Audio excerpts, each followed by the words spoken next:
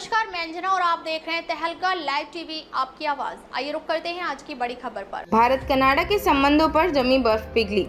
PM Modi और Carney ने किया उच्चायुक्तों की नियुक्ति का ऐलान। G7 शिखर सम्मेलन में पीएम मोदी और कनाडा के पीएम मार्क कार्नी के बीच मुलाकात में दोनों देशों के रिश्तों में जमी बर्फ पिघल गई।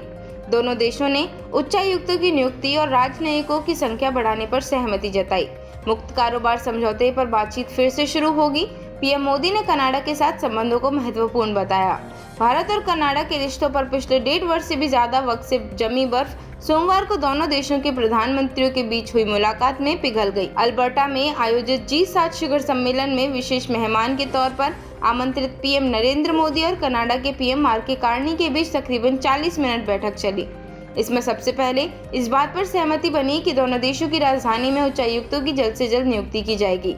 इसके बाद उच्चायोग में राजनयिकों की संख्या बढ़ाने व अपने अपने उच्चायोगों के कामकाज को सामान्य बनाया जाएगा। साथ ही मुक्त कारोबार समझौते पर थमी बातचीत भी शुरू करने की सहमति बनी। मोदी और कार्नी के बीच आपसी सहयोग के दूसरे अन्य सभी मुद्दों पर भी बात हुई है। कार्नी के साथ मुलाकात में पीएम मोदी ने कहा कि भारत के लिए कनाडा के साथ संबंध बहुत महत्वपूर्ण है। हम दोनों मिलकर लोकतांत्रिक मूल्यों को मजबूत बनाने का कार्य करेंगे, मानवता के लिए काम करेंगे, हम अनेक क्षेत्रों में प्रगति करेंगे। कार्नी ने कहा कि हमें पीएम मोदी का स्वागत करते हुए गर्व है। हम प्रौद्योगिकी, AI, ऊर्जा सुरक्षा और आतंकवाद के खिलाफ सहयोग में काम करेंगे। बैठक के बारे में विदेश सचिव विक्रम मिस्री ने कहा कि बैठक में भारत व कनाडा के रिश्तों की अहमियत पर बात हुई है। दोनों देशों में काफी कुछ सामान्य है। पीएम मोदी ने रिश्तों को सामान्य बनाने पर खास तौर पर जोर दिया है। स्वच्छ ऊर्जा, प्रौद्योगिकी, डिजिटल इंफ्रास्ट्रक्चर, AI, बहुमूल्य धातुओं और सप्लाई चेन जैसे महत्वपूर्ण मुद्दों पर बात हुई।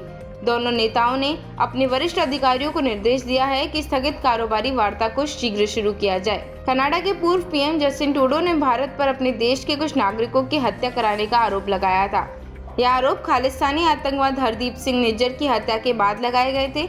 इससे दोनों देशों के रिश्ते लगातार खराब होते गए। पिछले साल दोनों ने एक दूसरे के उच्चायुक्तों व अन्य वरिष्ठ राजनयिकों को देश से बाहर कर दिया था। मोदी 3 देशों की यात्रा पर अभी हैं। पहले वह साइप्रस गए थे, इसके बाद कनाडा और अंतिम चरण में मंगलवार शाम तक क्रोएशिया पहुंचेंगे। कनाडा में पीएम मोदी ने फ्रांस के राष्ट्रपति इमानुएल मैक्रों व जर्मनी के चांसलर फ्रेडरिक मर्क के साथ द्विपक्षीय बैठक की, जबकि दक्षिण कोरिया के राष्ट्रपति ली जे-मूंग, ऑस्ट्रेलिया के पीएम एंटोनी अल्बनीजी, दक्षिण अफ्रीका के राष्ट्रपति साइरल रामाफोसा, इटली के पीएम जॉर्जियो मेलोनी समेत दूसरे अन्य राष्ट्र प्रमुखों के साथ भी बैठक की। अमेरिकी राष्ट्रपति डोनाल्ड ट्रंप के साथ भी उनकी मुलाकात संभावित थी, लेकिन उनके समय से पहले ही वापस अमेरिका लौट जाने की वजह से ऐसा नहीं हो सका।